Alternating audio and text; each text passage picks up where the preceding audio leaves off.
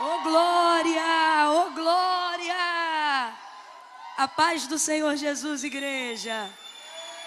Aqui, olha só, eu acho que eu vou ficar só com um pequenininho aqui mesmo, que esse aqui está um pouquinho acima da minha altura. Glória a Deus, glória a Deus. Aí vamos fazer assim, ó. Você vai ser o moço da água. Eu vou olhar para você quando eu quiser tomar, tá bom? Ó, você não brinca não, que tem galardão para quem dá um copo de água fria pro profeta, hein? Vai ter galardão, hein? Ó, agora não baba no meu copo, não dá glória em cima do meu copo. Bota ele aqui no cantinho teu aqui, ó. Isso, aí quando eu fizer um sinal, tu vem aqui e me ajuda, tá bom? Muito obrigada, glória a Deus. Gente, eu tô tão feliz. Nossa, eu tô tão feliz, sentindo tanto a presença de Deus nesse lugar. E é a primeira vez que eu estou num acampamento jovem da minha igreja. Então a alegria é dobrada. Eu tô me achando hoje. Meu Deus, eu não sei te explicar. Eu falei, mãe, vou botar um coletinho por cima, porque hoje eu tô com 20 anos.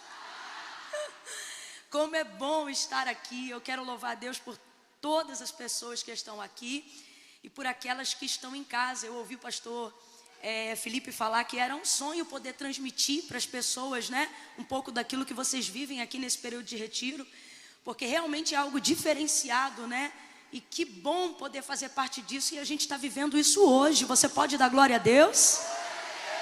Rapaz, isso aqui realmente é algo inédito. À medida que eu ia entrando na mata, vindo para cá, eu falei, Jesus, isso é selva. Falei, Deus, isso aqui é missão. Aí, à medida que ia entrando, aí meu cunhado virou para mim e falou assim, parece que não vai dar em lugar nenhum, né? Eu olhei para ele e eu disse assim, mas pode ir que vai, aquele que habita no esconderijo do Altíssimo.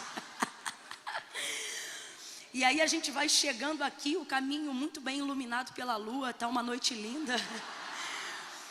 E que lugar bonito. Agora falando sério, né? A gente não imagina que vai chegar num lugar tão amplo, tão bonito, né? Muito obrigada pelo convite, parabéns pela escolha do lugar.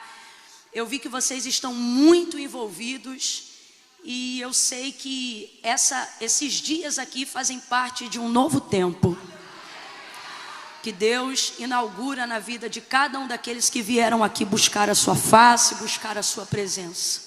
Deus abençoe.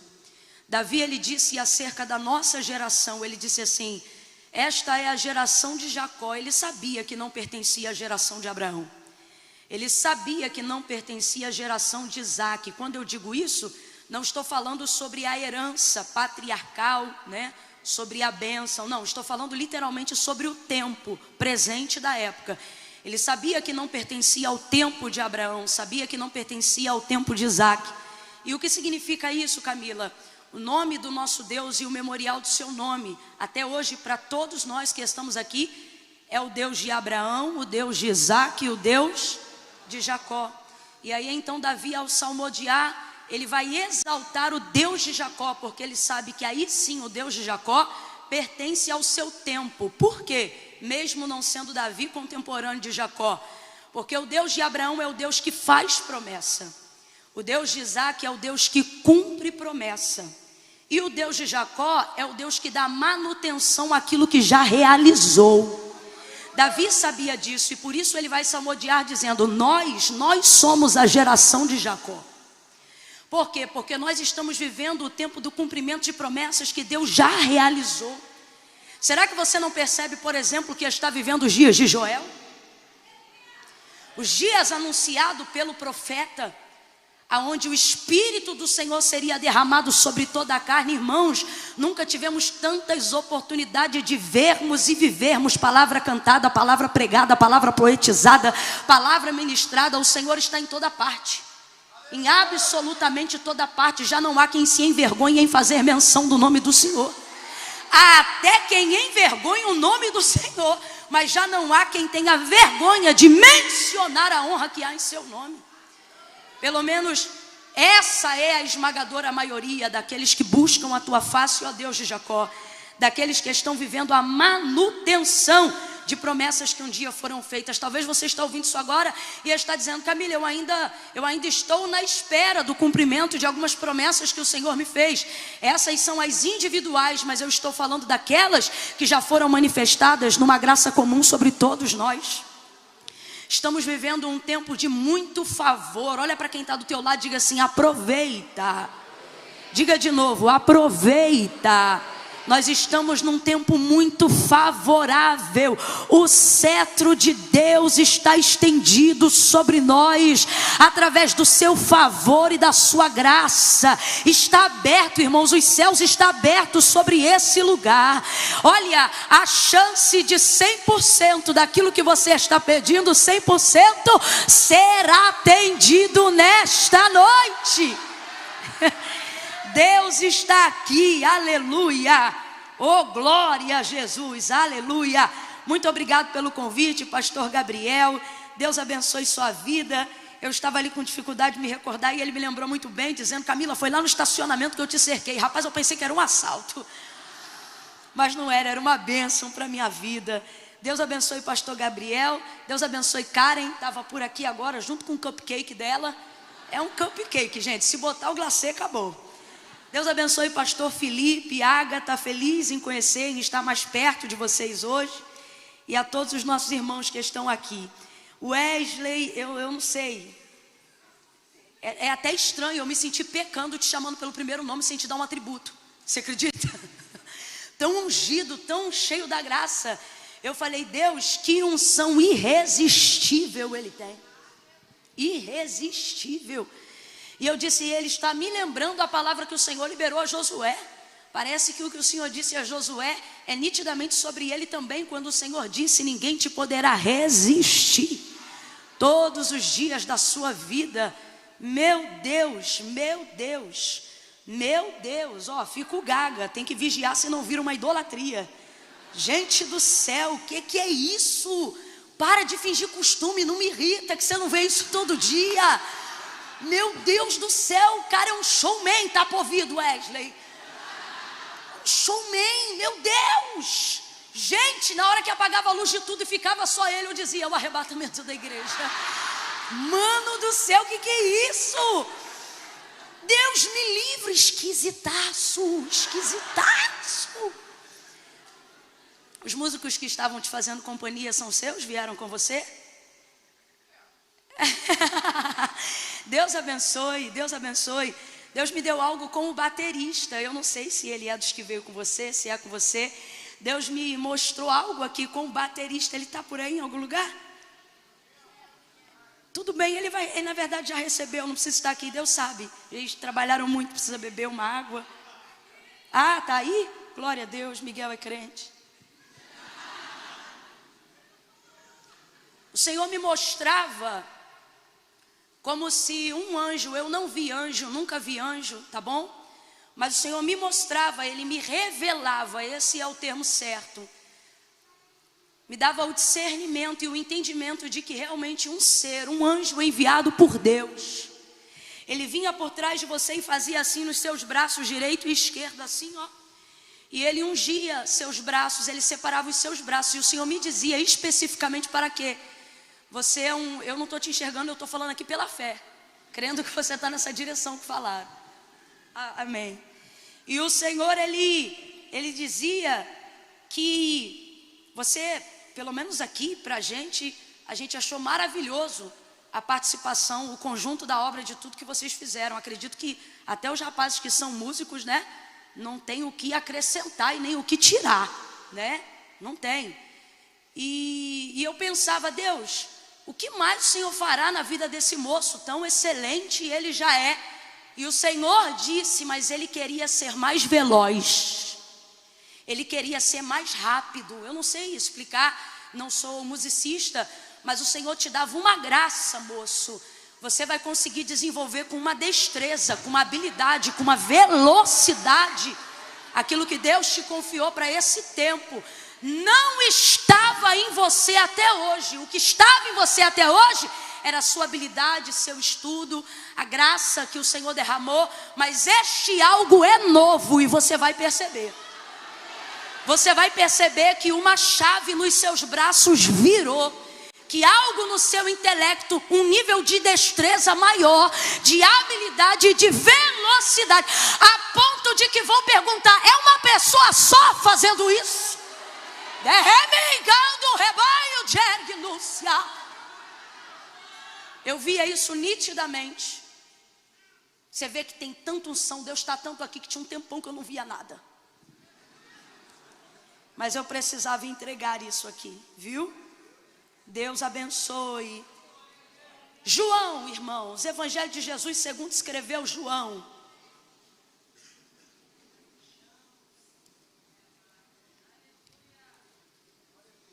Capítulo de número 9. Moço da água.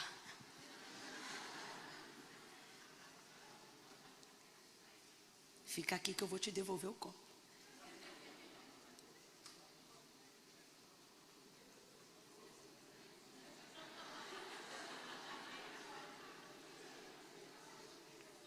Só mais um pouquinho, peraí. Obrigada.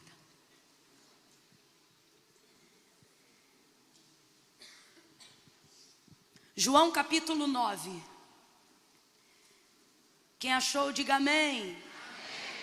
Versos 1 em diante. Diz assim o texto sagrado: quando Jesus ia passando, viu um homem. Complete aí para mim, por favor. Viu um? Viu um? Isso. Quando Jesus ia passando, viu um homem cego de nascença. E os seus discípulos, ou os discípulos de Jesus, lhe perguntaram: Rabi, mestre, quem pecou? Este ou os seus pais, para que ele nascesse cego?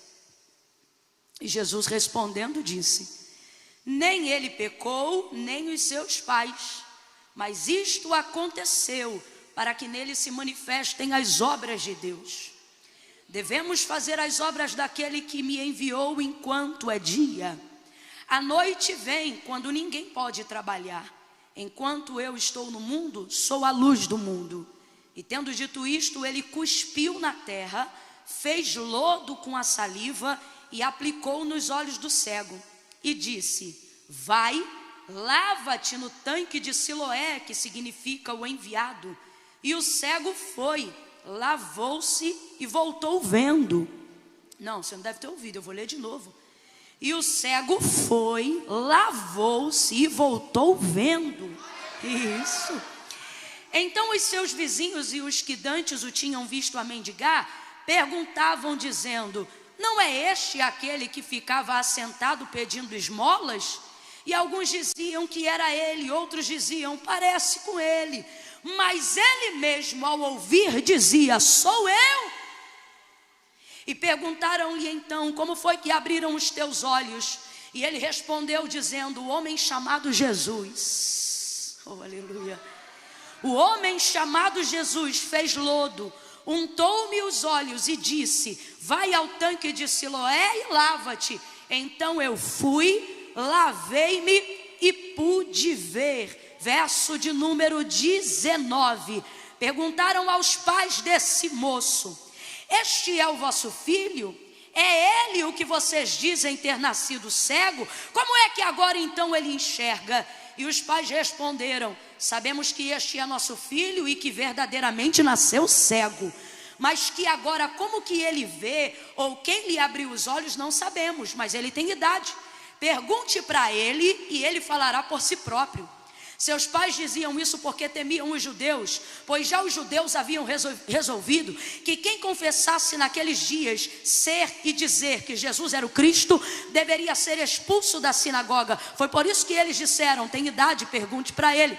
Chamaram então o homem que havia sido dantes cego pela segunda vez e disseram para ele: dá glória a Deus, porque sabemos que esse que tu dizes que te curou, ele é pecador. E respondendo o homem disse: se é pecador ou não, eu não sei.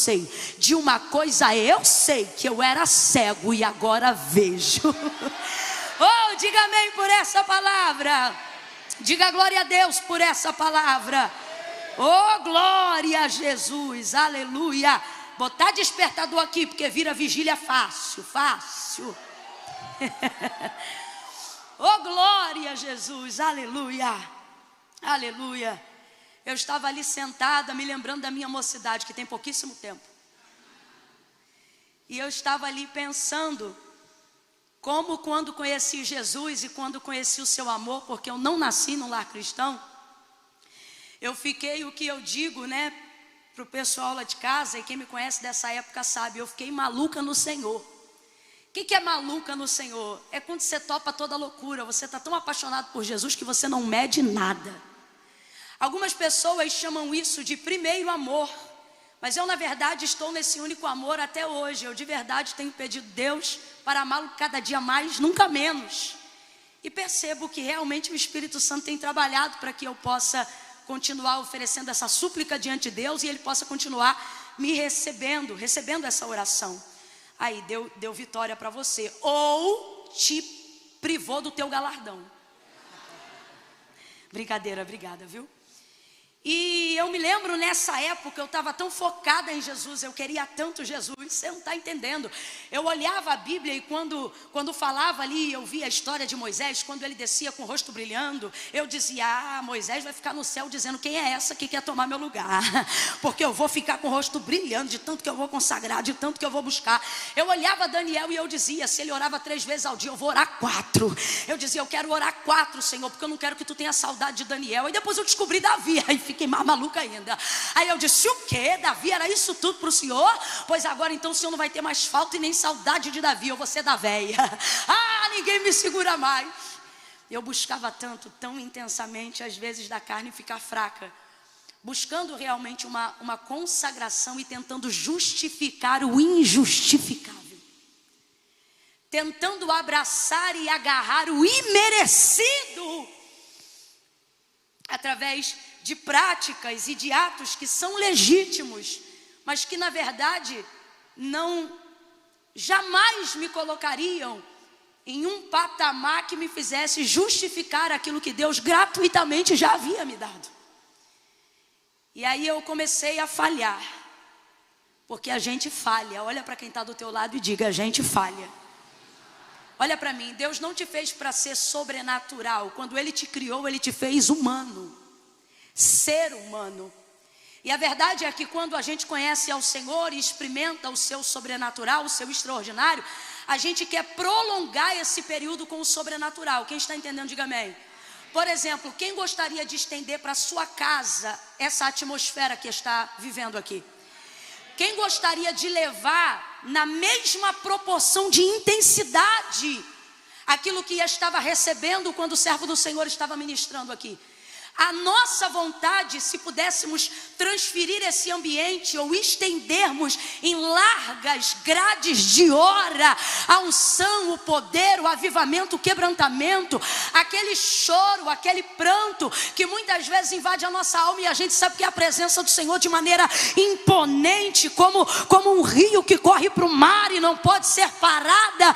A gente não quer parar aquele choro, a gente não quer parar aquela vontade. Inclusive, são em momentos como esse que a gente faz votos dos quais às vezes nem dá conta de pagar, porque a gente está tão motivado, a gente está tão focado. E eu tenho certeza que tem pessoas aqui que já prometeram coisas ao Senhor, já firmaram propósitos com o Senhor, até porque essa atmosfera é favorável para isso, para que você comprometa-se. Só que quando isso aqui acaba, a atmosfera não é mais a mesma.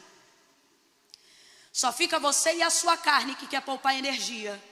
Só fica você e a sua carne que tem prazer no descanso.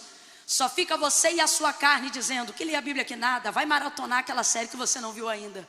Só fica a sua carne dizendo, ou você acha que na segunda-feira sua carne vai dizer, entra para o quarto, fecha a porta e entrega pelo menos 1 hora de oração para Deus. Não, ela vai dizer, sabe o que? Dorme, você está cansado do retiro, liga a televisão, um balde de pipoca e cai dentro.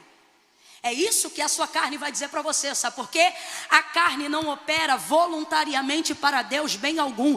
Tudo que ela faz, que se reverte para a glória de Deus e edificação da nossa alma, é por imposição ou impelimento do Espírito Santo, que trabalha como cooperador, te convencendo daquilo que faz bem para você. Porque como disse Salomão, o que faz bem para você não é a carne. Olha o que ele disse, se o Espírito estiver de pé, ele animará todo o corpo. Mas olha o que ele diz: porém, se o espírito estiver abatido, quem, pois, o animará? E eu me lembro que fortalecia então nessa busca incessante muito o espírito, mas a gente não foi chamado para ser sobrenatural. Por isso que até Jesus, depois de 40 dias, comeu. Por isso que qualquer pessoa que entra num método de consagração, de profundidade, de imersão, como aquilo que nós estamos fazendo aqui hoje, tem um tempo para iniciar e um tempo para se retirar. Porque quando o Senhor nos criou, Ele não nos fez sobrenaturais, Ele nos fez humanos. Quando Paulo pediu ao Senhor e ele dizia insistentemente, ele dizia: tira de mim, por 3 vezes ele anuncia, eu orei, eu clamei ao Senhor e eu disse: arranca de mim esse espinho na minha carne, esse mensageiro de Satanás, que de tempo em tempo vem me esbofetear. E quando o Senhor se destinou a respondê-lo, depois de um clamor repetitivo por 3 dias, o Senhor disse para ele: a minha graça te basta, e o meu poder se aperfeiçoa na sua força. Quem lembra, gente? O meu poder se aperfeiçoa na sua fraqueza. Vá compreendendo isso aí. Nossas dependências, debilidades e fragilidades afrontam a nossa humanidade, afrontam a nossa carnalidade, muitas vezes esmagam o orgulho e a vaidade da nossa santidade, mas são elas que nos movem para o lugar de uma adoração sincera, de um coração quebrantado, de um coração contrito. Eu quero que você compreenda que Deus não está interessado em substituir na sua vida coisas que só a sua humanidade deve e pode fazer. Camila, eu não estou entendendo. Tem pessoas aqui que ainda não conseguiram entrar num caminho de constância, ainda não conseguiram esbofetear a procrastinação que afronta o seu espírito. E não é porque elas não querem, não é porque elas não amam. E eu estou falando com vocês, não é porque vocês não querem, não é porque vocês não amam, é porque de verdade, ou a gente fica na carne, ou a gente fica no espírito. Na nossa cabeça a gente pensa que é isso. Ou você consagra muito e não peca, fica santarrão, fica crente pra chuchu, julga o pecado de todo mundo. Ou então você fica carnudão e tudo respalda pela graça e nada tem nada a ver e é oba-oba. E aí você fica lá e cá, lá e cá e lá e cá. Tua vida parece um eletrocardiograma, hora em cima, hora embaixo. E não foi assim que Deus nos criou. Por isso que não dá certo quando a gente fica só no sobrenatural. E por isso que também não dá certo quando a gente vem só pro natural. Porque quando o Senhor nos fez dotado de tricotomia, espírito, alma e corpo. E todos eles para andarem em harmonia. Por exemplo, quando o Senhor criou o homem e o plantou no jardim do Éden, preste muita atenção, não há pecado no mundo. Eu quero que você imagine agora a cena do jardim. Imagina a cena do jardim, gente. O cenário perfeito que só será retratado novamente na eternidade. Um lugar sem pecado, sem erro, sem maldade, sem mentira, sem engano. Um lugar onde eu não preciso forçar, nem para sentir Deus, nem para fluir Deus, e nem preciso esmagar a minha carne, porque até a minha carne coopera com a comunhão que eu tenho com Deus. A cena e a vida de Adão era essa. Então diga para mim, o cenário é perfeito, sim ou não? O cenário é perfeito, sim ou não? Mas ainda assim, no verso 18, mesmo tendo Deus feito todas as coisas, quando ele percebe Adão dentro daquele cenário, que humanamente falando é de perfeição, não é Adão, mas é o próprio Deus que diz assim: não é bom que o homem esteja só. Aí eu te pergunto, você vê Deus indo conversar com ele todos os dias, não como a gente aqui em espírito e em verdade, mas em pessoa? Completa para mim, para eu ter certeza que você está me ouvindo bem, hein? Pessoa. Imagine absolutamente nenhum outro homem, nem mesmo Moisés, porque o viu de relance apenas pelas costas, mas Adão via Deus face a face. Adão conversava com ele em pessoa, ao ponto de um extraordinário se tornar cotidiano, de maneira tão tremenda que nem sabemos em que esfera aquela comunicação caminhava, se era por intermédio de palavras verbalizadas ou de pensamento, porque a presença de Deus enchia o jardim em sua glória, e Adão não precisava se privar dela para morrer, mas a tinha enquanto vivia. Vai ouvindo isso aí? Um homem que vê Deus em pessoa todo dia, tem falta de alguma coisa? Tem falta de alguma coisa? Não, porque você quer colocar na rotina o sobrenatural, mas Deus vê que um homem que vê ele todo dia e fala com ele todo dia vai sentir falta de alguma coisa, e ele não se ofende com isso, porque quando ele criou o homem, ele não disse façamos igual, ele disse façamos semelhante. Mas qual é o problema? O problema é que você rejeita a semelhança, o que você quer é ser igual.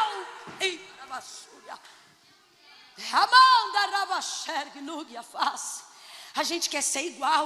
A gente não percebe que quer ser igual, porque ninguém aqui em sã consciência quer tocar na glória de Deus. Mas por que eu estou dizendo que ainda assim a gente quer ser igual? Não admitimos nossas fraquezas, não perdoamos os nossos fracassos, colocamos a nossa consciência com uma culpa tão grande que não falamos com Deus depois de um tempo sem falarmos com Ele, porque sentimos vergonha dizendo, eu deveria buscar mais a Deus, eu deveria estar mais na presença de Deus, mas como eu já estou tanto tempo sem falar com Deus, eu tenho vergonha de falar com Ele, e pensa que isso é consciência, quando na verdade é a sua consciência de culpa, te culpando e te punindo, porque Deus perdoa, Deus te quer de volta, Deus te chama pelo nome, porém você não admite ser tão falho, porque Deus é tão perfeito que Ele merece o teu melhor, e aí por você não me conseguir entregar a régua do teu melhor, você tem se distanciado cada dia mais, porque você pensa que essa culpa é o suficiente para estabelecer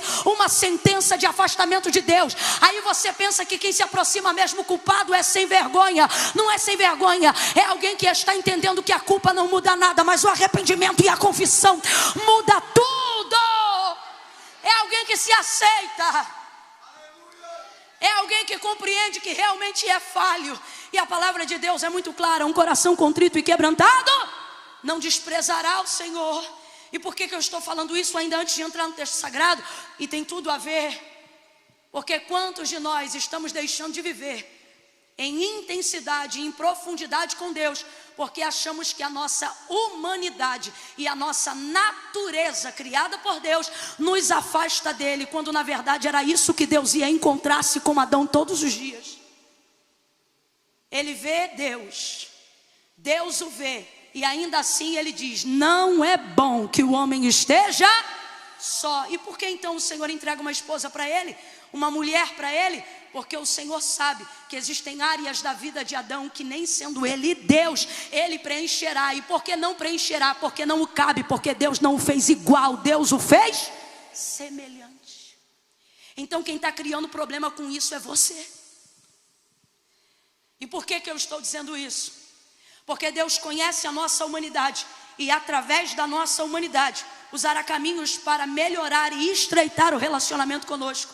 Suas fraquezas não determinam seu fim, elas determinam apenas o ponto de partida de por onde Deus começa a agir.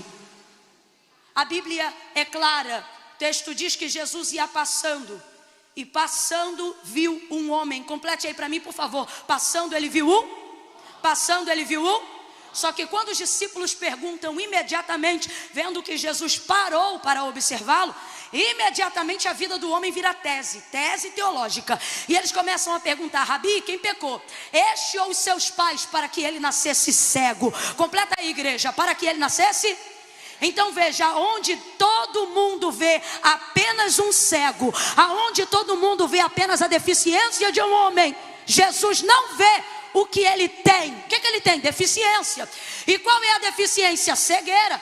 Os discípulos prontamente perguntam, quem pecou, ele ou seus pais para que nascesse cego? Porque os discípulos estão observando o que ele tem, e para os discípulos o que ele tem determina quem ele é. Ele é esmoleiro porque tem cegueira. Tem cegueira? É esmoleiro, deve ter pecado. Rabi, quem pecou? Este ou seus pais para que nascesse cego? Veja, eles só observam o que ele tem, e só observam o que ele faz em razão do que ele tem. Se fosse o texto dizendo que eram os discípulos que estavam passando, ao invés de ser Jesus, certamente estaria escrito assim, quando os discípulos estavam passando, viram um cego.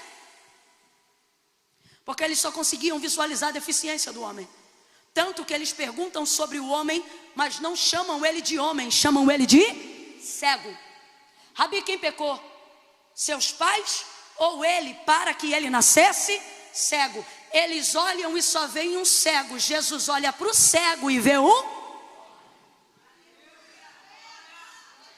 As deficiências daquele homem, ou a deficiência daquele homem, não impediram Jesus de ver a identidade daquele homem. Abra a tua boca comigo agora e libere uma palavra de ordem, dizendo: identidade.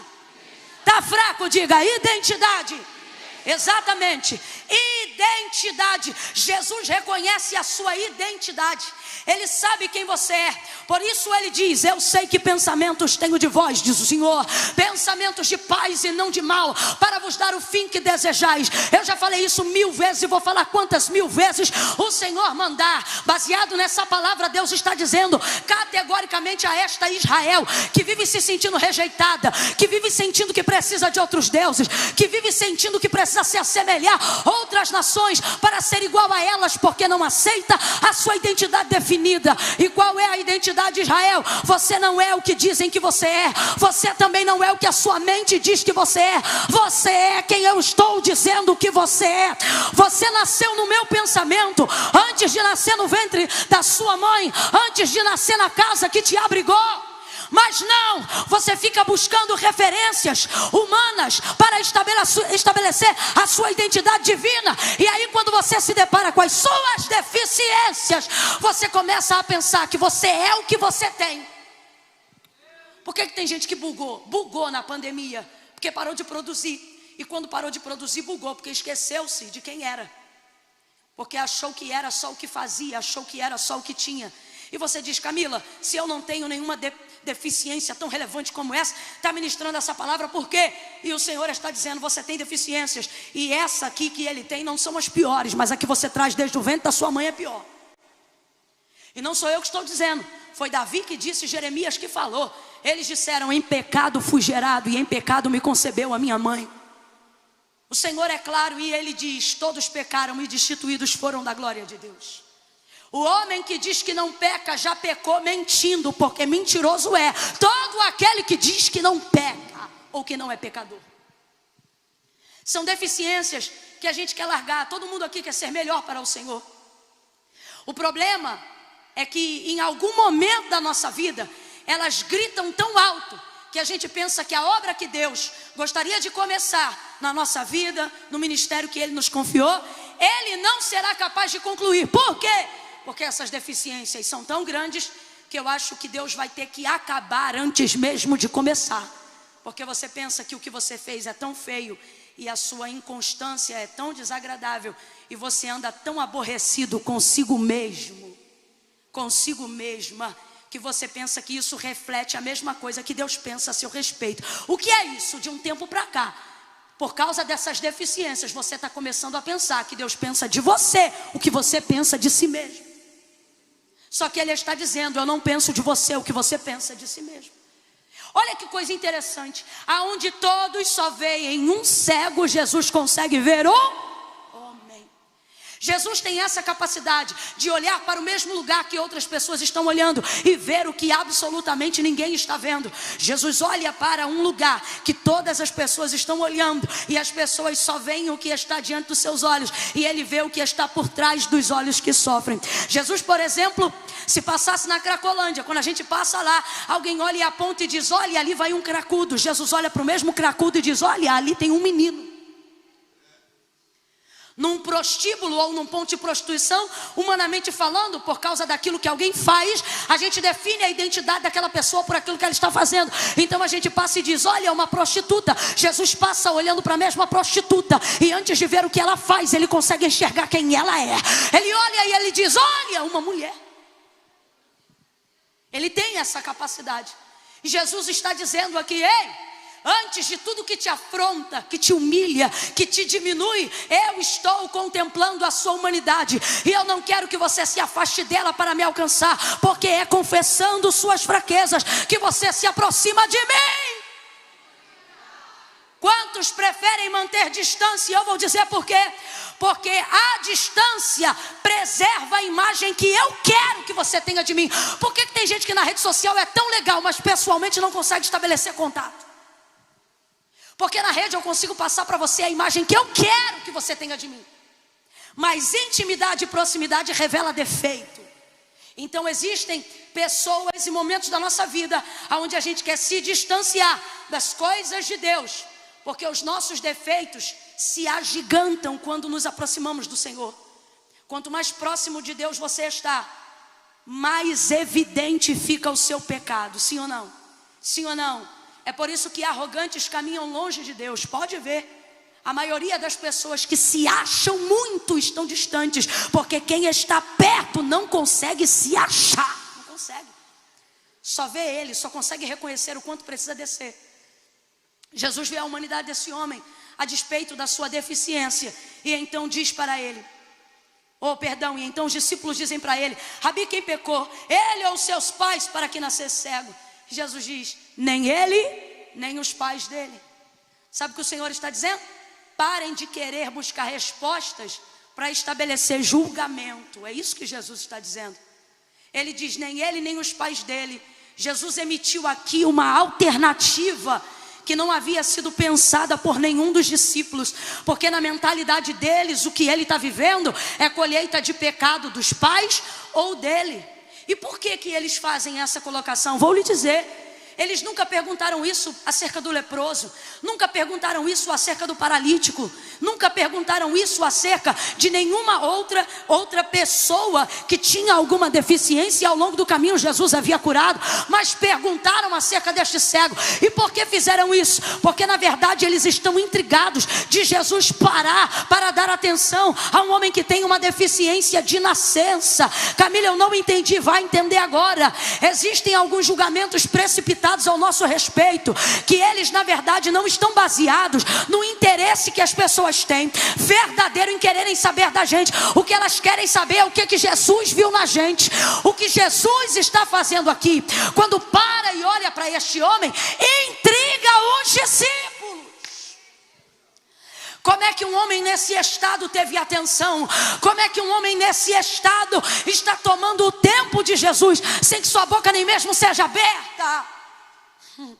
Existem palavras que as pessoas querem determinar sobre a nossa vida, mas não porque tem nenhum interesse nelas, é porque querem saber o porquê Jesus me escolheu. Por que Jesus escolheu? Grita tanto. Por que Jesus escolheu? Fala tão baixo. Por que Jesus escolheu? Dá glória alto. Por que Jesus escolheu? Não dá glória.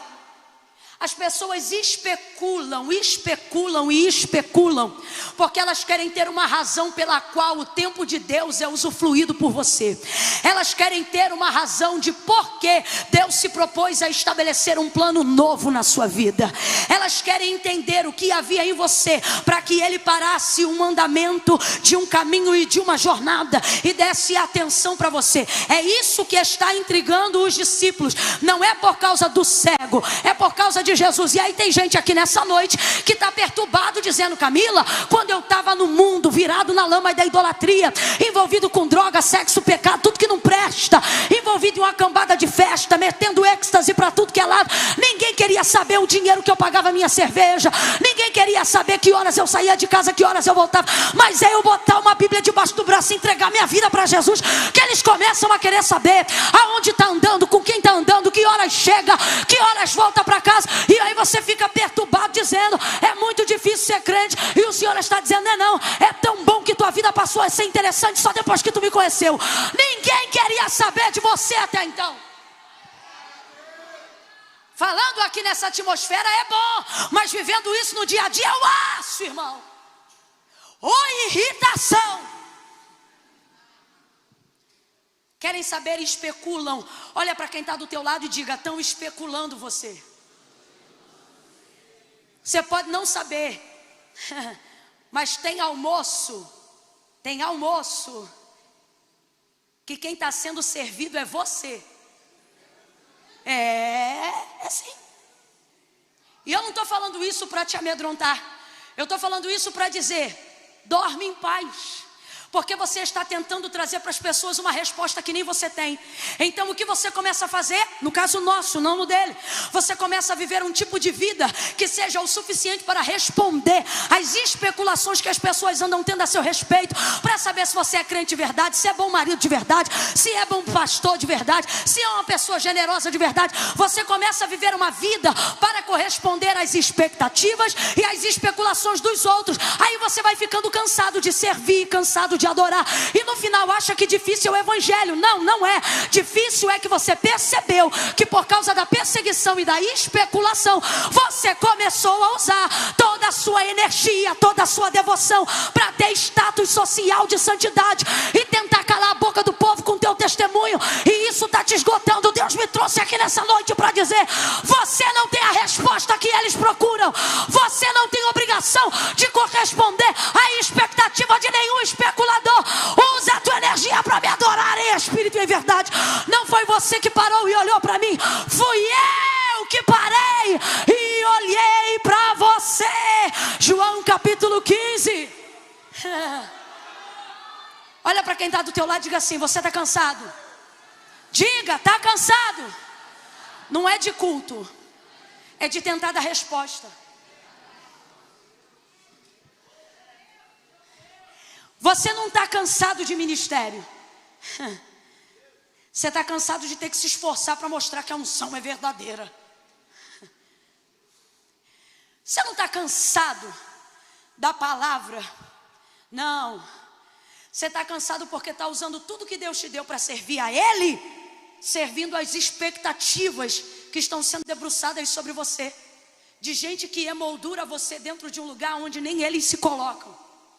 E você acha que tem que atender essas expectativas. É disso que você está cansado. Só que, a exemplo da vida do cego, nós vamos sair daqui nessa noite entendendo o que Jesus explicou e João escreveu no capítulo 15, quando ele disse: não fostes vós. Olha o que o texto diz: e passando Jesus, viu um homem. Então presta atenção, o homem era cego. Passando Jesus, viu um homem. Quem viu quem? Jesus viu quem? E o homem era... podia ver a Cristo? Então quem viu quem? Quem viu quem? Jesus está dizendo: você quer dar através da sua vida respostas que só eu posso dar, porque quem te escolheu fui eu. Quem sabe o motivo pelo qual eu te escolhi fui eu. Não fostes vós que escolhestes a mim, mas eu que vos escolhi a vós. Fala a verdade, fala a verdade. Você também não sabe o que ele viu. Fala sério. Não sabe o que ele viu. Tem coisas que só a eternidade vai revelar. A canção que o irmão Wesley cantou aqui, ele disse que tem sido a canção da vida dele, tem sido a canção da minha vida há mais de 30 dias. E interessante que eu fui capturada por essa canção, não só pela melodia, harmonia maravilhosa, voz impecável, mas por uma parte que diz desprezível. E eu comecei a perceber que realmente eu não fluiria em nenhuma outra coisa senão no chamado do Senhor. E aí o Senhor começou a me lembrar dizendo: eu não te escolhi porque você era boa, eu te escolhi porque se eu não te escolhesse ninguém te escolheria, porque você era desprezível. Então como é que eu vou responder à indagação de pessoas que especulam e criam julgamentos precipitados a meu e a seu respeito, se eu também não tenho essa resposta? Eu não vou mais me martirizar. E Deus trouxe gente hoje aqui para dizer: eu não quero você se martirizando. Eu não quero você em conversa fiada de WhatsApp. Eu não quero ver você batendo boca em Facebook. Eu não quero ver você printando coisa e mandando pelo direct para tentar explicar isso ou aquilo. O Senhor está dizendo a quem tem ouvidos aqui, para que possa ouvir. Ele está dizendo: pare, porque essas indagações não são sobre você, mas são sobre aquilo que eu vi em você. Agora tem uma coisa boa, e se eu fosse você, começava a reagir debaixo dessa palavra, porque quando eles perguntam, ou foi ele ou foi os pais, Jesus chega dizendo: nem ele nem os pais, isto aconteceu para que a obra do meu Pai se manifeste aqui na terra. Sabe o que ele está dizendo? Isso não é sobre ele, nem sobre os que vieram antes dele, isso é sobre Deus, isso é sobre Deus, porque dele, por ele, nele e para ele são todas as coisas. Oh, aleluia! Nem ele nem os pais. Isso aconteceu para se manifestar nele. a obra do meu pai. Aí ele cospe, faz lama, lodo e aplica nos olhos do cego. Vamos embora lá, aplica onde? Aonde? Aplica nos olhos do cego. Aplicou nos braços, nas pernas, somente na área da deficiência. Jesus faz isso por aproximação. Preste muita atenção. Jesus faz isso por aproximação. Quando a cura começa por aproximação, você não pode permitir com que aquilo que você carrega, com que a deficiência que faz você se sentir humilhado, te afaste dele. Ainda que envergonhado, ainda que constrangido, você precisa se aproximar, porque a cura começa na aproximação. Deus está dizendo a alguém aqui nessa noite: chegue mais perto. Chegue mais perto. E você diz: Camila, eu sinto que não posso chegar mais perto. Algumas pessoas aqui que estão como Gideão, algumas pessoas aqui estão como Eliseu, se aproximando tanto da glória de Deus, que ao invés de pensar que vai receber algo para viver, estão achando que vão morrer. Meu pai, carros de Israel e seus cavaleiros, porque a glória de Deus assusta. Por que disseram a Moisés: vai você? Vendo a manifestação de Deus no Sinai, porque a glória de Deus não só maravilha, ela também assombra. E tem gente que está vivendo só o período do assombramento, do quão terrível é este lugar. E o Senhor está dizendo: esse lugar é terrível, mas é também maravilhoso. Esse lugar é terrível, mas é também curador. Este lugar é terrível, ele confronta, mas ele também é restaurador. Eu não sei para quem, mas Deus está dizendo nessa noite para alguém: chegue mais perto. Camila, como é que eu vou chegar mais perto? Eu estou morando com um homem que eu não sou casada. Assim diz o Senhor: chega mais perto. Camila, como é que eu vou chegar mais perto? Eu estou envolvido numa dívida do tráfico, onde eu tenho que distribuir ainda 100 gramas esse mês para pagar a dívida de um rolo que eu entrei. Pois diz o Senhor: com grama, 100 gramas, seja você o fornecedor, chegue mais perto. Como que eu vou chegar mais perto nessa condição? Jesus não disse: se arruma e vem. Ele disse: vinde a mim todos vós que estáis cansados, oprimidos, sobrecarregados. Ele não disse: se conserta e vem. Sabe por que ele não disse isso? Porque ele sabe que só ele é o dono do conserto, carpinteiro perfeito. Por isso ele disse: porque sem mim nada podeis fazer. Então tem que vir do jeito que está. Se aproxima dele, faz lama. Diga para mim: lama nos olhos é bom ou ruim? Você vê gente passando até na pele, mas os olhos estão protegidos, sim ou não? Então vou perguntar de novo: lama nos olhos é bom ou ruim? É bom ou ruim? Às vezes a sensação que a gente tem é que quando chega mais perto de Jesus, as coisas não ficam melhores. Elas ficam piores. Às vezes a gente tem essa sensação. E por que eu estou dizendo que é apenas uma sensação? Porque esse homem está sendo curado, mas a sensação do momento não é de cura, é de lama. É difícil saber que algo bom está sendo feito quando o processo do negócio bom é ruim. Então a gente começa a pensar que na verdade estar tão perto não é tão bom. E o Senhor está dizendo: quanto mais perto você chega, melhor você vai ver que é. Ele pega e coloca a lama nos olhos. Que momento é esse? É o período que ele vai denunciar a área da deficiência. Ele vai expor a área da deficiência. Jesus fez algo semelhante com o cego de Betsaida, mas foi tão desagradável quanto essa cena, ou pior. O do cego de Betsaida, ele não cuspiu no chão. O texto diz que ele cuspiu nos olhos do cego. Imagina a pessoa. E pá!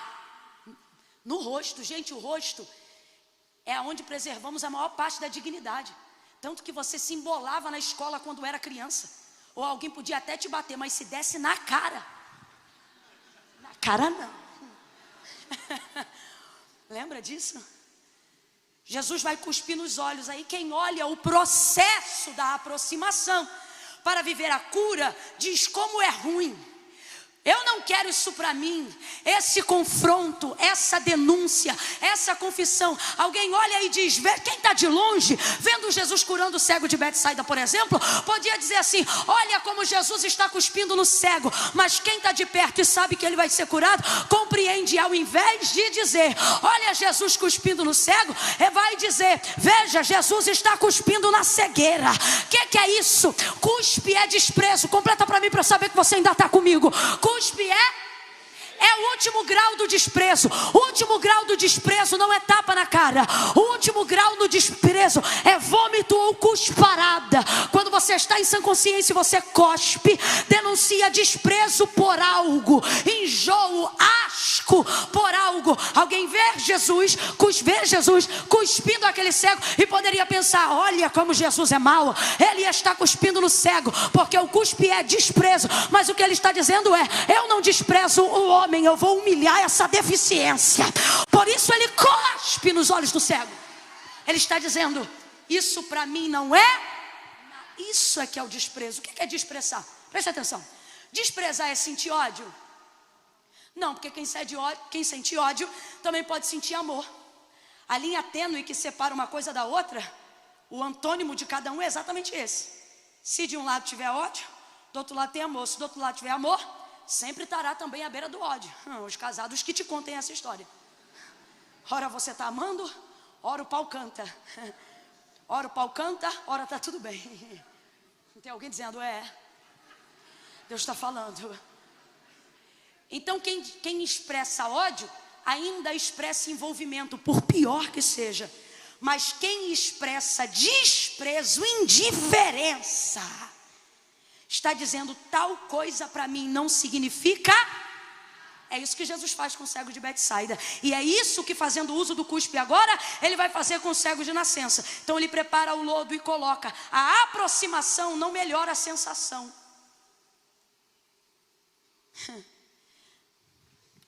Só que o momento da lama vai passar, o da visão não.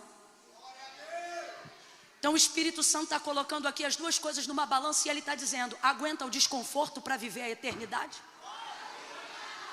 Porque a tua aproximação com Cristo não é obrigatoriedade do céu abrir todas as portas para você. A tua aproximação com Cristo não significa que o pecado que você vai renunciar vai se tornar fácil e você não vai ter mais dificuldade de sentir o cheiro daquilo, de ver aquela pessoa. Eu estou muito irritada porque eu estou percebendo que as pessoas estão achando que pregação do Evangelho é ministração da felicidade. É como se a gente dissesse, conhece o Evangelho? Aprenda a ser feliz. E isso na verdade não tem a ver com felicidade. Tem a ver com renúncia, tem a ver com andar na liberdade que Cristo libertou, de não ser preso por nada. Então veja, a aproximação não vai produzir uma sensação boa, mas vai produzir uma cura permanente. Deus está olhando para alguém aqui agora e está dizendo, é você que deve fazer essa escolha. Se aproxima, e a pergunta é, aguenta o desconforto? O desconforto de ver Deus entrando na tua casa, olhando para a programação da tua televisão e dizer, esse canal eu não assisto. Aguenta pegar teu iPhone, teu Samsung, teu celular, teu Tecnet, seja lá o que for, apresentar para ele assim, as respostas. E se à medida que você aproximar, ele dizer, não te quero em tal grupo, aguenta esse desconforto de ter alguém determinando sobre os teus relacionamentos, de ter alguém dizendo, tal pessoa assim, tal pessoa não, assim eu quero, assim eu não quero. Agora, se isso vale algo permanente que não pode ser removido, nem por julgamento e nem circunstância nenhuma, Deus está me autorizando a dizer, você então já deveria ter feito. Jogou a lama, e aí ele joga a lama e diz assim, vai no tanque de Siloé e lava-te. Vamos lá, Jesus jogou a lama. Vamos botar a lama aqui? Jesus jogou a... Vem gente, Jesus jogou a... Mas quem jogou a água? Cego. A lama foi com Jesus, mas a água... Isso aqui é um milagre participativo. Olha o que Jesus está dizendo. Vou fazer aquilo que só eu posso. Você vai lá e faz o que você pode. Caiu um lenço aí. Ele vai até o tanque de Siloé e lava o rosto. Ouça isso. Ele vai até o tanque de Siloé e lava o rosto. Quando ele lava o rosto, ele percebe que ele está enxergando. Provavelmente as primeiras coisas que ele vê, ou é o próprio reflexo de seu rosto na água. Imagine alguém que nasceu desde que se entende por gente, mas não se conhece. Eu acho que antes de querer ver qualquer pessoa, ele gostaria de ver. Nenhuma curiosidade seria maior do que essa. Sim ou não? Não é narcisismo, é uma necessidade. E essa é uma das formas de Jesus curar. Depois que você é curado, você não quer apontar os outros, você quer aprender a conhecer a si mesmo. Jesus então joga lama, ele joga água, ele começa a se lavar. Provavelmente em seguida deve ter visto as suas mãos. Não sei, eu sei de uma coisa. Esse homem passa a saber que está enxergando, mas preste atenção e tente responder com a maior objetividade possível. Você acredita que a manifestação da cura que aquele cego acabara de viver, sendo ele cego desde a nascença, aconteceu quando Jesus colocou as mãos com a lama, ou seja, quando Jesus jogou a lama ou quando ele jogou a água? Você acha que a cura aconteceu quando ele jogou a água? Vou perguntar de novo.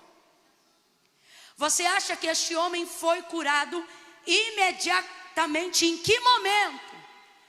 Quando jogou a água ou quando Jesus? Não me irrita não. Ou quando Jesus jogou a lama? Agora, quem curou ele? A lama ou Jesus? A lama ou Jesus? Só um cura, gente. O restante medica. Curar só um cura. Então quem curou ele? E em que momento ele foi curado? Quando Jesus jogou a lama nos olhos do cego, imediatamente ele foi curado, porque quem cura é Jesus. Só que ele não podia ver e não tinha nem reflexo de luz. Quando você fecha os olhos, você percebe que tem luz? Sim ou não? Sim ou não? Sim ou não? Se não percebeu, procure um oftalmo, tem alguma coisa errada. Toda a pálpebra fechada tem reflexo de luz, ainda que a retina esteja bloqueada, fechada.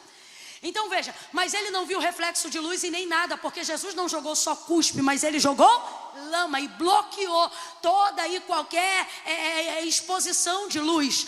Então ele está curado imediatamente na hora que Jesus impõe as suas mãos sobre ele. Ele não vai ao tanque de Siloé para receber visão, ele vai ao tanque de Siloé para remover a lama.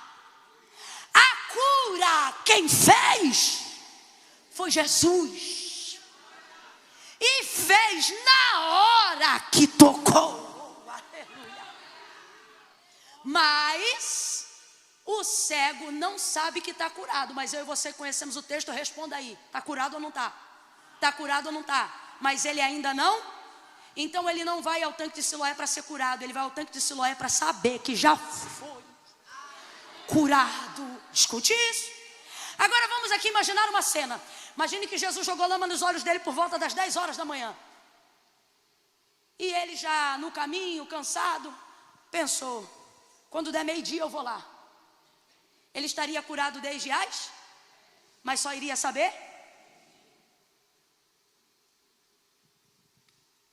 Jesus faz duas coisas que você precisa entender que é com ele. Quando ele envia o homem ao tanque de Siloé, ele está deixando algo muito claro.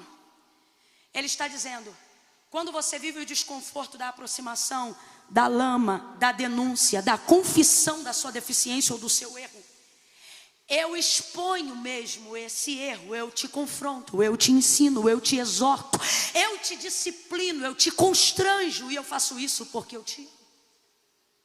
E eu sei que não é bom, eu sei que não é agradável, só que tem uma diferença de quando os homens fazem e de quando eu faço.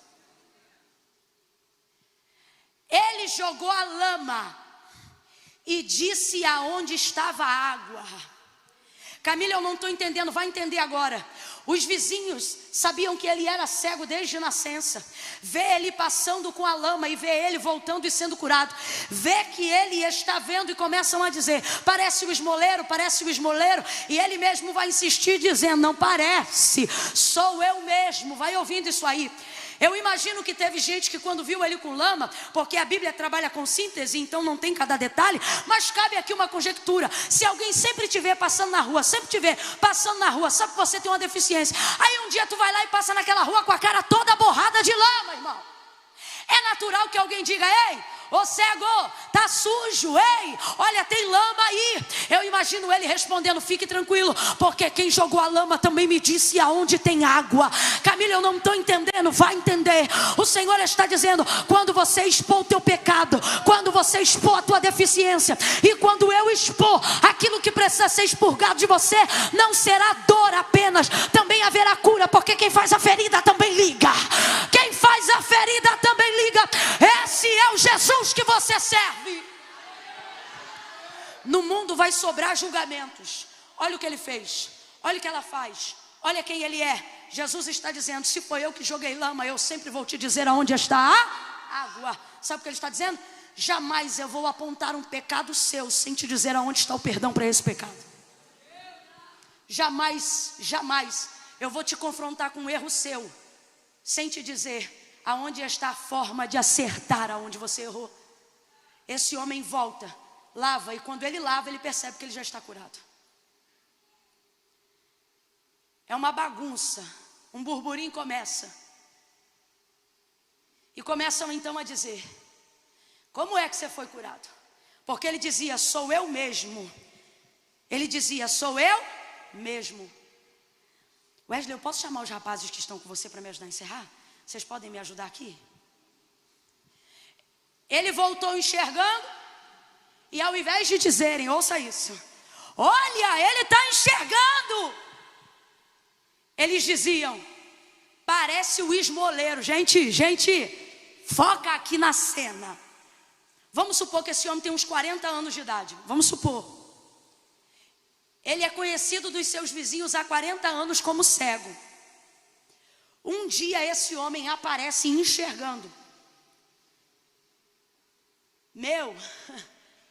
O povo está olhando para ele, e ao invés de dizer: é o cego que está enxergando, eles dizem: é o esmoleiro. Por que esse homem era esmoleiro? Porque o levirato impunha a quem tinha uma deficiência, vamos dizer aqui dentro da nossa CLT, né, que não tivesse carteira assinada. Por isso eles dependiam de esmola. Mas o que no Novo Testamento a gente chama de esmola, no hebraico, na lei do levirato, chama-se nedavá. Desculpa a pronúncia, mas eu não sei falar hebraico. Significa oferta da mão direita, ou algo semelhante. Por isso que Pedro se constrange. O milagre da Porta Formosa, não é Pedro dizendo não vou dar, é Pedro constrangido por de verdade não ter, porque a lei colocava essas pessoas numa condição de auxílio, e quem fosse bom cristão, quem fosse bom servidor da lei, jamais poderia negar a nedavá. Então ele fica constrangido com o que não tem, e por isso um milagre é provocado na Porta Formosa. Então por que esse homem é um esmoleiro? Eu vou falar rasgado. Não é porque ele é um displicente, não é porque ele é um negligente, é porque a lei impõe que ele não trabalhe e que ele seja subsidiado por aqueles que praticam justiça. Entenda, é uma situação difícil contar com a ajuda do outro e com o que o outro espera que eu mereço receber. Então as pessoas humilhavam e não praticavam isso com a verdade que Moisés havia determinado a mando de Deus. E começam a dizer: não é o esmoleiro, porque os discípulos só veem o que ele tem e a sociedade só vê o que ele faz. Mas Jesus sabe quem ele é.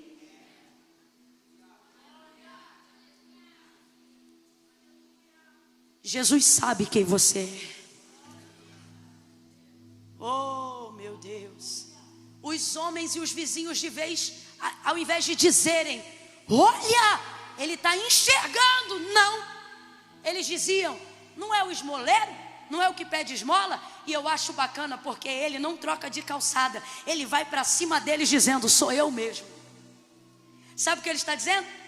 Sou a mesma pessoa, só não faço mais as mesmas coisas. Ele vai continuar sendo o homem que ele sempre foi e que Jesus viu. Só que agora não vai precisar pedir esmola, Quando Deus entra na tua vida, Ele não precisa te obrigar a dizer o que você não tem que fazer.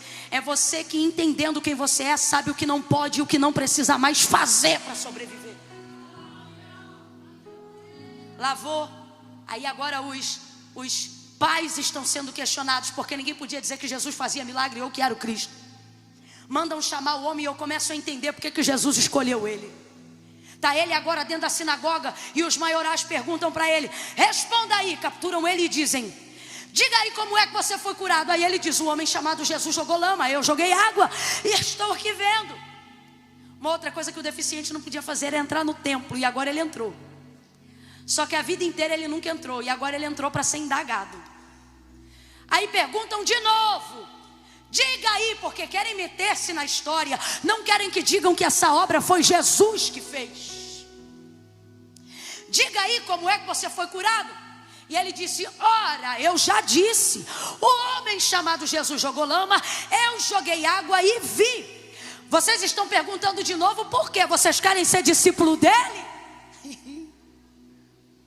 Abusado. Sabe o que é ele dizendo? Eu queria ter entrado aqui a minha vida toda, nunca pude. Agora que eu entrei, vocês estão perguntando por quê? Ele não faz mais questão disso. Aí ele responde de maneira ousada: estão querendo ser discípulo dele? Aí eles dizem assim: nós não, vai tu ser discípulo dele.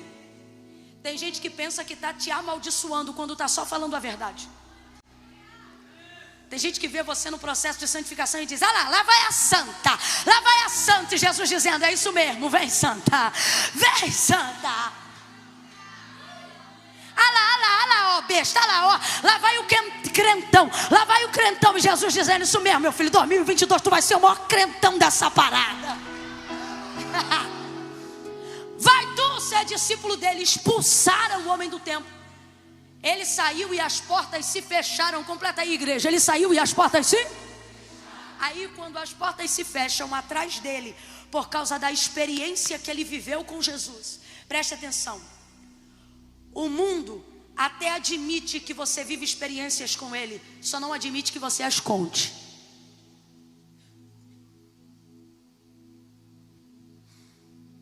Quando você conta essas experiências, automaticamente portas começam a se fechar.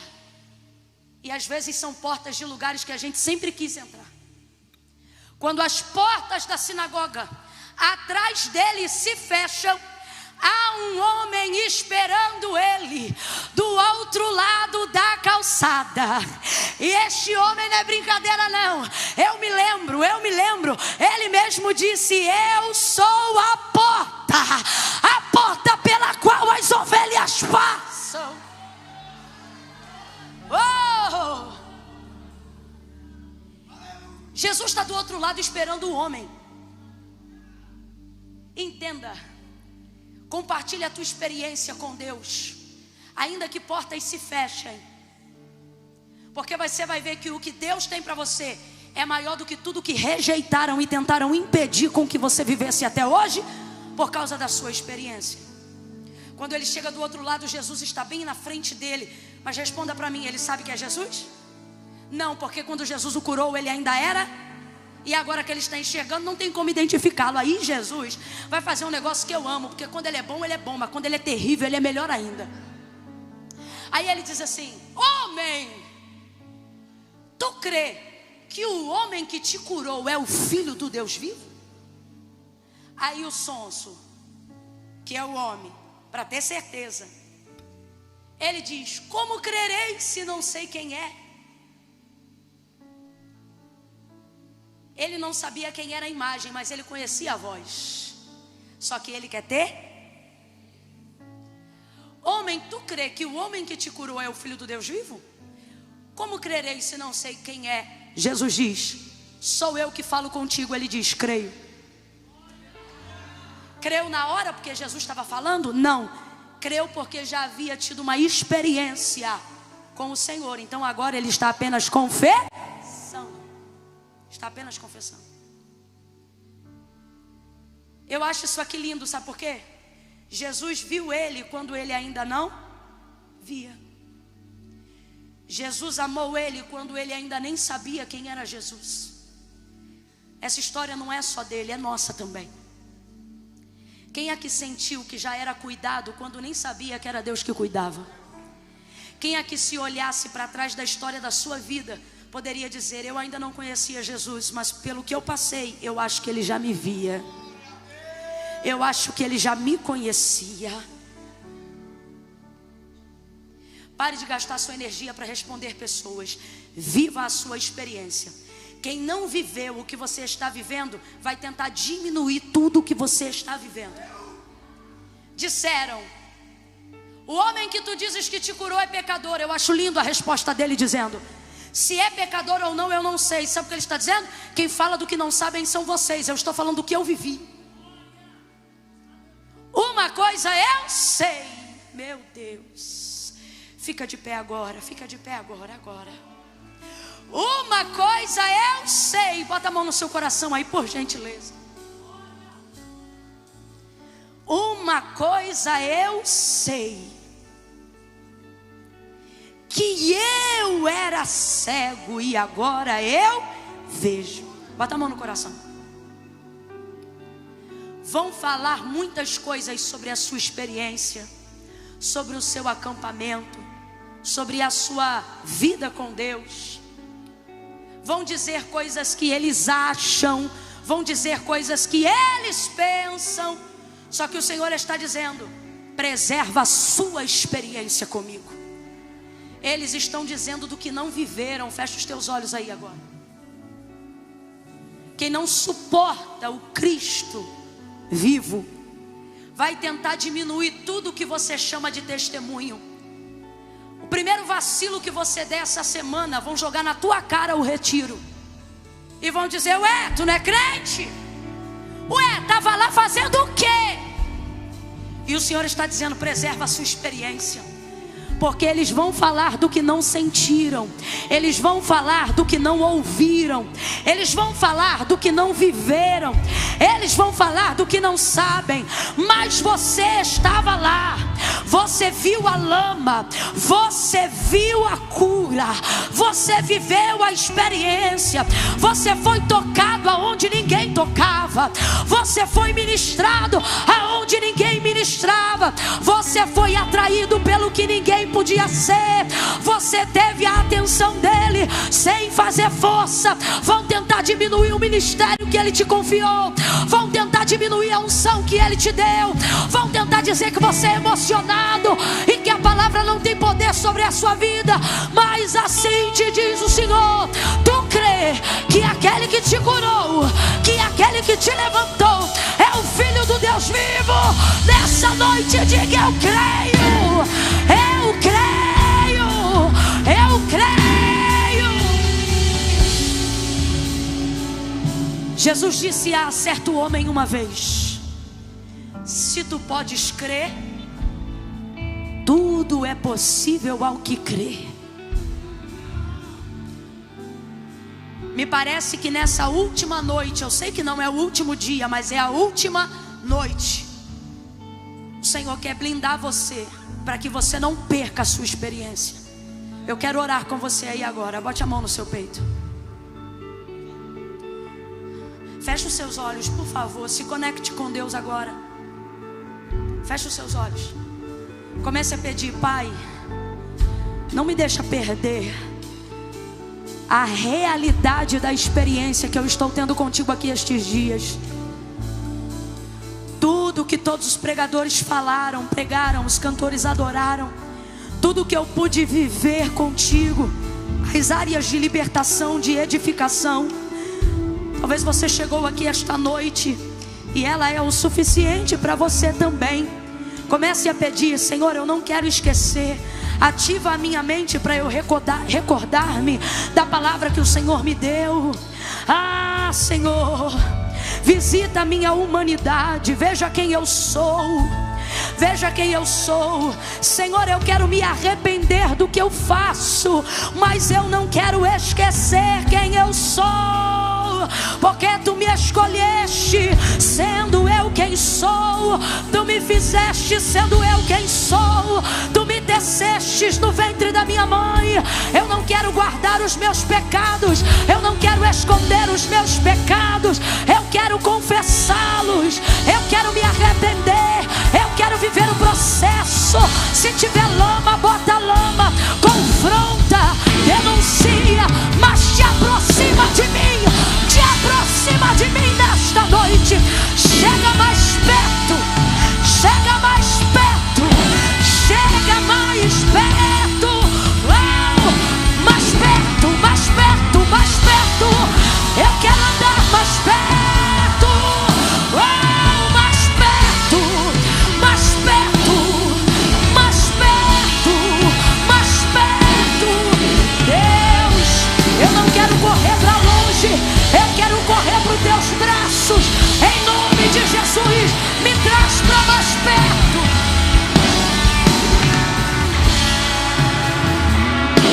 Ainda que isso doa, ainda que eu viva momentos desconfortáveis, ainda que a minha carne venha gemer, ainda que eu venha perder amizades, não há ninguém que eu queira ser mais íntima do que o Senhor. Não há ninguém que me aceita como eu sou, como o Senhor. Então eu não tenho interesse de agradar a mais ninguém, mais do que eu quero agradar ao Senhor. Há uma palavra revelada aqui agora, e Deus está me autorizando a dizer na primeira pessoa. Ele está dizendo assim: diga a ele, diga a ela, que eu vou restaurar a intimidade que foi perdida ao longo dos anos.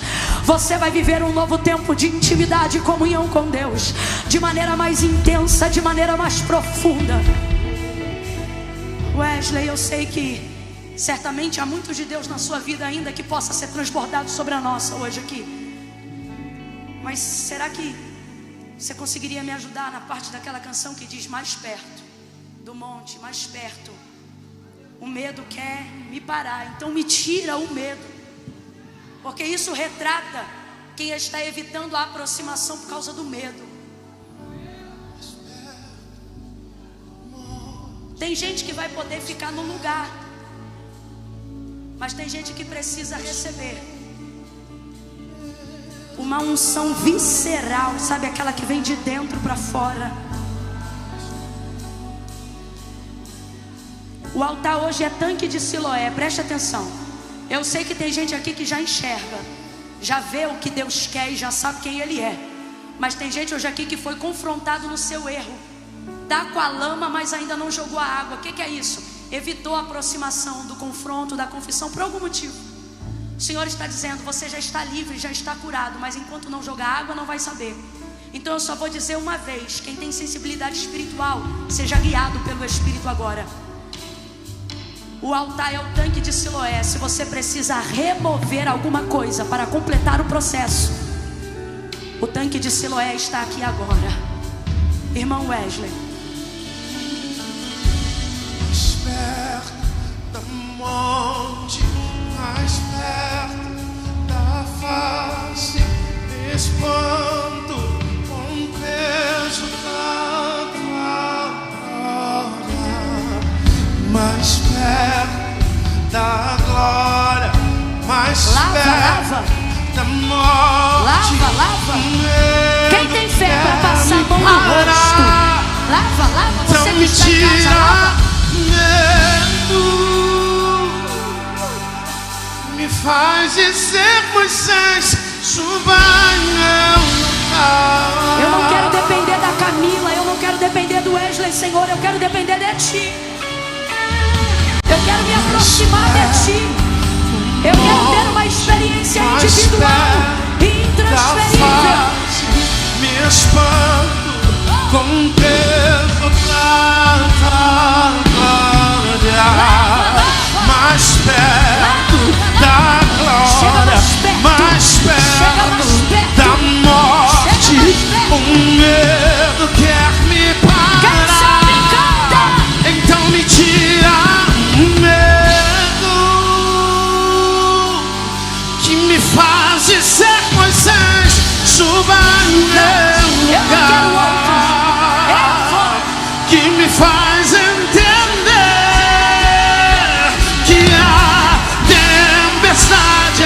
você.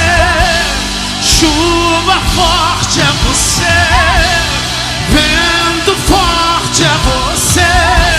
E o que me faz temer as pernas, a porta aberta é você, mas a fechada é você. É tudo sobre você.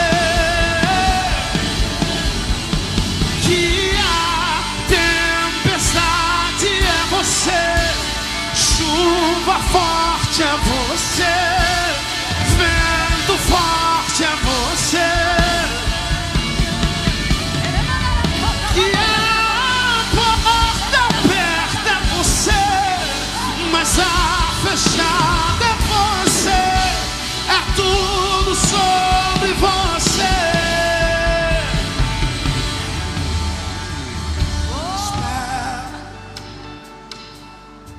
Aleluia. Senhor, mais perto.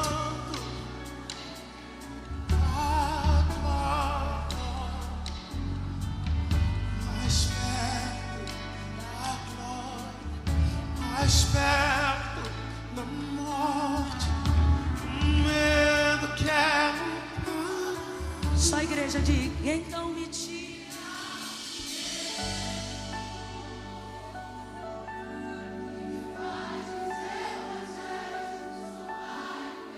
Senhor, não queremos outro em nosso lugar, queremos a nossa intimidade com o Senhor. Faça, Senhor, o teu povo entender isso.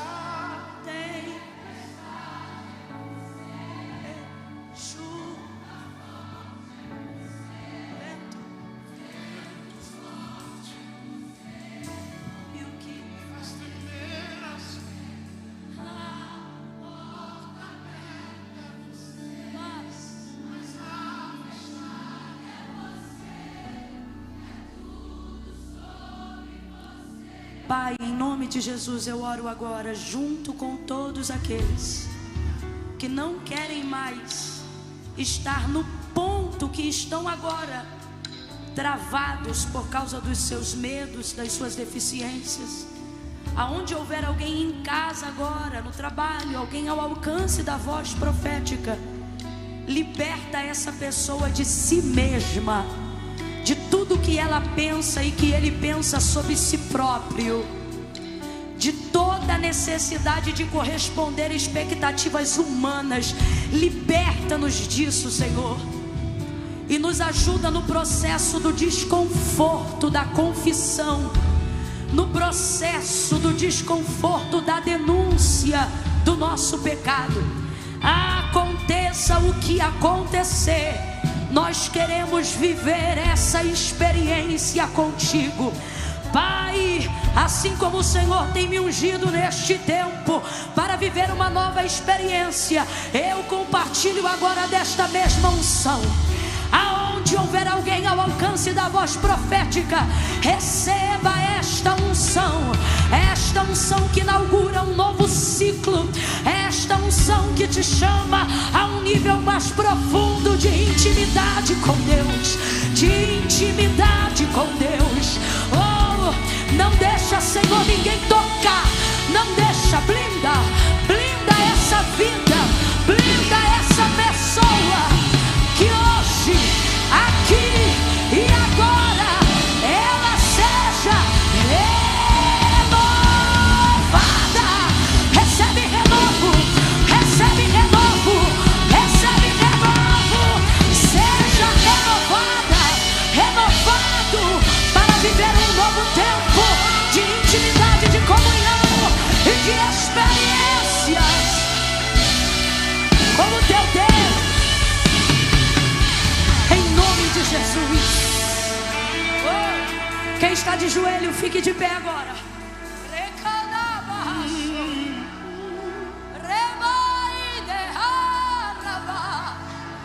Quem é batizado em línguas com o Espírito Santo e acredita na evidência do batismo, no falar em línguas, me escute. Você está proibido de falar em português agora. Aquele que fala em línguas edifica a si mesmo, edifica